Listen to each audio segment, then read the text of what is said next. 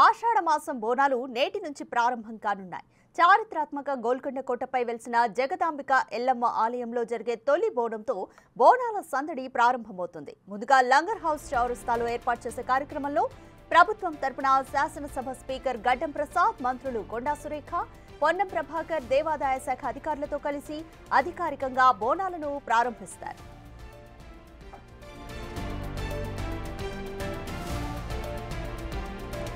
Langar house చౌరస్తాలో అమ్మవారికి పట్టు వస్త్రాలను ప్రభుత్వం తరపున సమర్పిస్తారు. అనంతరం అక్కడి నుంచి పోతరాజుల ఊరేగింపులు, నృత్యాలతో తొట్టెల ఊరేగింపు ఉంటుంది. గోల్కొండలోని పూజారి ఇంటి వద్ద ఉత్సవ విగ్రహాలకు ఆభరణాలతో అలంకరించి గోల్కొండ కోటపై ఉన్న అమ్మవారి ఆలయం వరకు ఊరేగింపుగా వెళ్తారు. అక్కడ బోనం, తొట్టెల సమర్పణతో తొలి బోనం పూజ ముగుస్తుంది.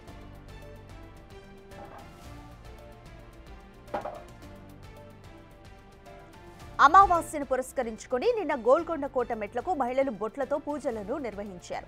ఆషాఢ మాసం బోనాలు ప్రారంభమయ్యే ముందు వచ్చే అమావాస్య రోజు గోల్కొండ కోటలో మెట్లకు పూజలు నిర్వహించడం ఆనవాయితీగా వస్తుంది.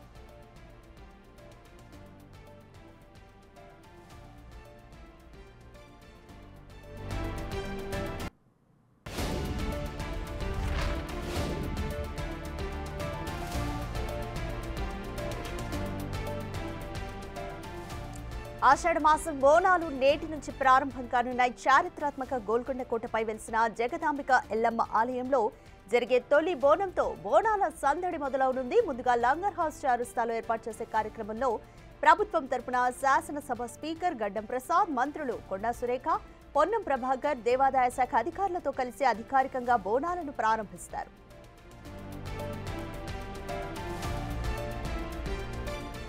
లంగర్ హౌస్ చౌరస్తాలో అమ్మవారికి పట్టు వస్త్రాలను ప్రభుత్వం తరపున సమర్పిస్తారు. అనంతరం అక్కడి నుంచి పోతరాజుల ఊరేగింపులు, నృత్యాలతో తొట్టెల ఊరేగింపు ఉంటుంది. గోల్కొండలోని పూజారి ఇంటి వద్ద ఉత్సవ విగ్రహాలకు ఆభరణాలతో అలంకరించి గోల్కొండ కోటపై ఉన్న అమ్మవారి ఆలయం వరకు ఊరేగింపుగా తీసుకెళ్తారు.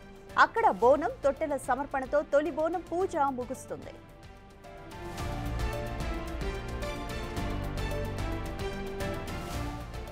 అమావాస్యను పురస్కరించుకుని నిన్న గోల్కొండ కోట మెట్లకు మహిళలు బొట్లతో పూజలను నిర్వహించారు. ఆషాఢ మాసం బోనాలు ప్రారంభమయ్యే ముందు వచ్చే అమావాస్య రోజు గోల్కొండ కోటలో మెట్లకు పూజలు నిర్వహించడం ఆనవాయితీగా వస్తోంది.